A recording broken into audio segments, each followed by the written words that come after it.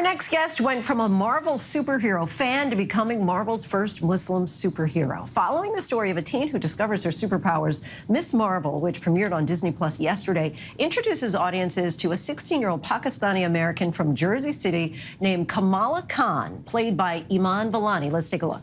Got you flowing, so you can light the fire, so deeper than the ocean. My body is a temple, baby, show me your devotion. Please, let me go. You have to let me go.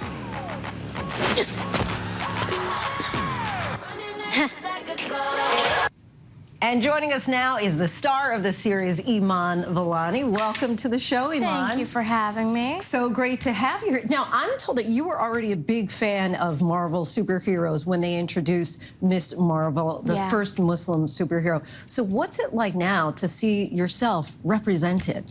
It's weird because I honestly didn't know representation was something I wanted or something that was missing until I read those comics when I was 15, and I was like, oh, that's what I look like. Like, it felt so real, and it felt like those comics were written about me and for me and only me, and that's how personal of a connection I felt. I, like, dressed up as her on Halloween and read every single issue I can get my hands on, and that's the only reason I, like, auditioned. I just felt so close to the character, and it's weird. It's crazy that this is happening now. People are, like, putting my face to this character. And do you hear that kind of excitement, enthusiasm as far as representation from kids who are Pakistani or Muslim? Yeah. I mean, we've been showing the show in Toronto, which was my hometown, and the sheer, amount of love that I've received and the response. Girls were, like, coming up to me crying, saying that this is the best representation they've gotten. I still feel like I'm just cosplaying on a larger scale, and, I think that's kind of the appeal of the character, similar to Spider-Man, how anyone can be under the mask.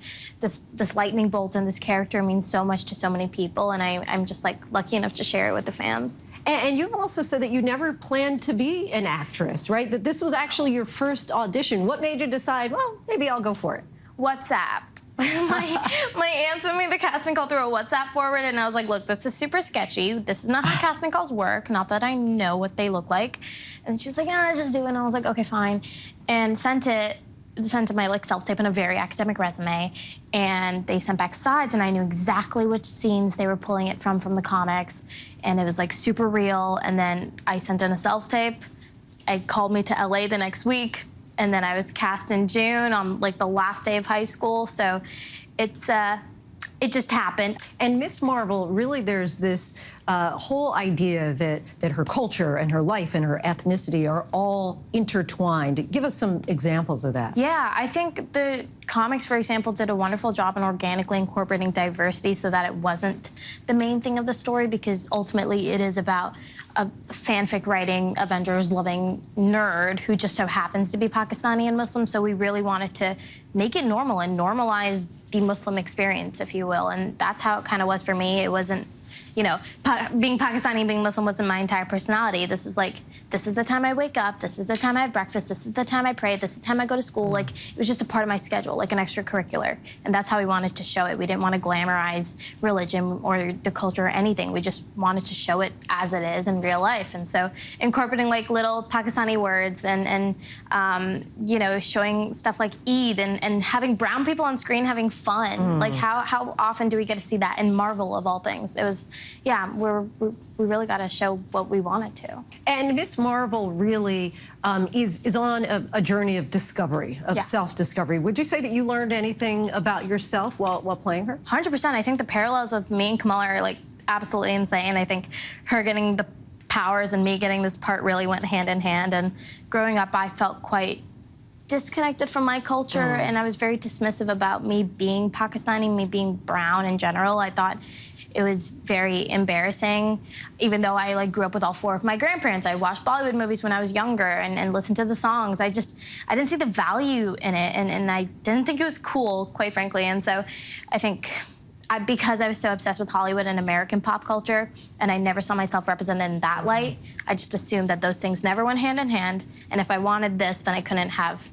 where my roots. And now I'm in Hollywood, and I'm working with, like, so many cool brown people, and they're so in touch with their roots. and that just made me want to like reconnect with mine. And I'm so lucky that, you know, people like Sana Amanat, who co-created the character of Miss Marvel, is our producer, and she's been really holding my hand throughout all this. Sharmeen Obed-Chinoy, who's a Pakistani filmmaker, and then she directed 2 episodes. They just have such a special connection to the source material and brought so much of themselves, and that just inspired me to kind of do that as well. If you could have any one of Miss Marvel's superpowers, what would it be? Okay. I'm a lazy person, so I would say just the stretchiness of not having to get up anymore and like grabbing things. The flexibility, that extra elastic. Iman, we so appreciate you coming and joining us tonight. Miss Marvel is now streaming on Disney+.